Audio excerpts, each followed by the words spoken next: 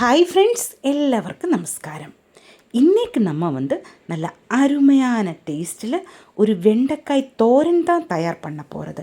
இதே மெத்தடில் செஞ்சுருந்தா யாருமே வேண்டான்னு சொல்ல மாட்டாங்க. அவ்வளோவும் டேஸ்ட்டாக இருக்கும். அதே மாதிரி செய்யறதுக்கு ரொம்ப ஈஸியாக இருக்கும். கொஞ்சம் டைம் போதும். எப்படி செய்யலான்னு பார்க்கலாமா? வாங்க வீடியோக்குள்ளே போகலாங்க.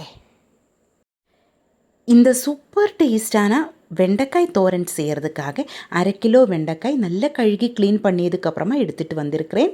பின்னாடி பாருங்கள், இதே மாதிரி இதே சைஸில் நம்ம கட் பண்ணி எடுக்கலாம். அதுக்கப்புறமா ஒரு கடாய் அடுப்பில் வச்சு சூடு பண்ணியிருக்கு. அதிலேக்கு 1/2 டேபிள் ஸ்பூன் எண்ணெய் ஊற்றலாம். நல்லா சூடாயதுக்கப்புறமா இதிலேக்கு 1/2 டீஸ்பூன் கடுகு சேர்க்கலாம். கடுகு நல்லா வெடித்ததுக்கு பின்னாடி இதிலேக்கு 1/2 டேபிள் ஸ்பூன் பூண்டு பொடியாய் நறுக்கியது இதிலேக்கு சேர்க்கலாம். பூண்டு ஒன்று க்ரஷ் பண்ணி எடுத்துருந்தா கூட போதும். அதுக்கப்புறமா இதிலேக்கு 1 டீஸ்பூன் சீரகம் சேர்க்கலாம்.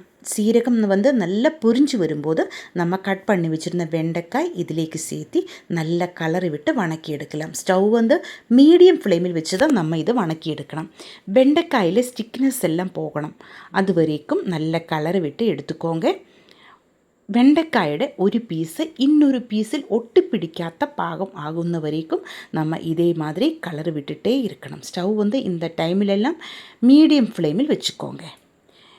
அதே மாதிரி கரெக்டு பாகத்தில் ஆகும்போது நமக்கு இதிலேக்கு 2 பெரிய வெங்காயம் நீளத்தில் நைஸாய் கட் பண்ணியதும் 4 பச்சை மிளகாய் 2ஆய் கட் பண்ணியதும் சேர்த்து நல்லா வணக்கி எடுக்கலாம்.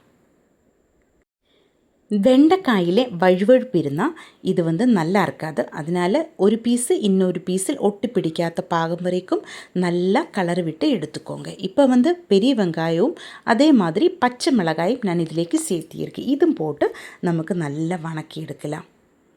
இப்போ வெண்டைக்காയൊന്നും இன்னொரு பீஸில் ஒட்டி பிடிக்காமல் கரெக்டாக தான் இருக்குது.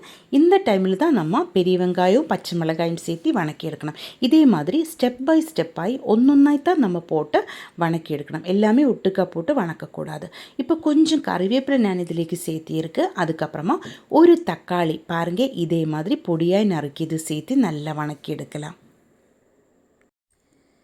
தக்காளி சேர்த்தியதுக்கப்புறமா நம்ம இது மூடி வச்சு 2 நிமிஷம் வேக வச்சு எடுத்துக்கோங்க. தக்காளி எல்லாம் நல்லா வெந்து வரணும்.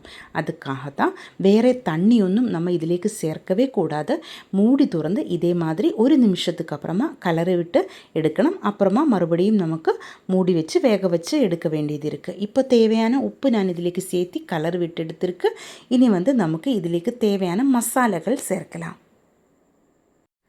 அதுக்காக இதிலேக்கு 1/2 டீஸ்பூன் மஞ்சள் தூள், 1 டீஸ்பூன் வரமிளகாத்தூள், 1/2 டீஸ்பூன் கொத்தமல்லி தூள், 1/2 டீஸ்பூன் கரம் மசாலா தூள் இவ்வளோவும் சேர்த்து ஸ்டவ் லோ ஃப்ளேமில் வச்சு நல்லா வணக்கி எடுக்கலாம்.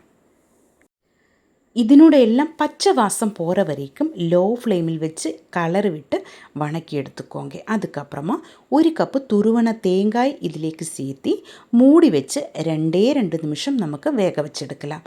ஒரு 1/4 டீஸ்பூன் மஞ்சள் தூள் கூட நான் இதிலேக்கு சேர்த்திருக்கு. கலர் கொஞ்சம் கம்மியாய மாதிரி தான் தோணியது. அதனால தான் இனி துருவன தேங்காய் இதிலேக்கு சேர்க்கலாம். மூடி வச்சு 2 நிமிஷம் லோ ஃப்ளேமில் வேக வச்சு எடுக்கலாம். வெண்டைக்காய் வச்சு எந்த ரெசிபி செஞ்சுருந்தாலும் தண்ணி ஊற்றி வேக வச்சு எடுக்கக்கூடாது. வெண்டைக்காயில் ஸ்டிக்கினஸ் அப்படியே இருக்கும். அதனால் நம்ம எப்போவுமே தண்ணி ஊற்றாமல் ஸ்டீமில் வச்சு தான் வெண்டைக்காய் வேக வச்சு எடுக்கணும். குழம்பு செய்யும்போது கூட நம்ம அரைச்செடுத்த தேங்காய் கூட்டக்கு தான் இதிலேக்கு சேர்த்திடும். எல்லாமே தண்ணி ஊற்றி வேக வச்சு எடுக்கக்கூடாது. இப்போ மூடி வச்சு ஒரு 2 நிமிஷம் நமக்கு நம்ம தோரன் வேக வச்சு எடுக்கலாம். பாருங்க, இனி நமக்கு மூடி துறந்து நல்ல கலர் விட்டு எடுக்கலாம். நம்ம தேங்காய் எல்லாம் நல்லா கரெக்டாக வெந்து வந்துருச்சு. அதே மாதிரி மசாலைகள் எல்லாம் நம்ம வெண்டைக்காயிலும் தேங்காயிலும் எல்லாம் நல்லா பிடிச்சிருக்கு. நல்ல கலர் விட்டு எடுக்கலாம். ஒரே ஒரு நிமிஷம் நமக்கு இதே மாதிரி கலரை விட்டு வணக்கி எடுத்திருந்தா நம்ம சூப்பர் டேஸ்டான வெண்டைக்காய் special Kerala style toran ready ஆயிருக்கு. சாப்பாட்டிൻ്റെ കൂടെ ഇത് പിசைஞ்சு சாப்பிட்றதுக்கு அருமையான ஒரு தோரன் தான். இதனோட கூட வேறு எந்த குழம்புமே தேவையே இருக்காது. கண்டிப்பாக நீங்கள் ட்ரை பண்ணி பாருங்கள். இந்த வீடியோ பிடிச்சிருந்தால் சேனல் சப்ஸ்கிரைப் பண்ணுங்கள், லைக் பண்ணுங்கள். கேரளா ரெசிபிஸ் பிடிக்கிற ஃப்ரெண்ட்ஸுக்கெல்லாம் ஷேர் பண்ணி கொடுங்க. உங்களுடைய ஃபீட்பேக்கை கண்டிப்பாக நீங்கள் கமெண்ட்டில் எழுதி போடுங்க.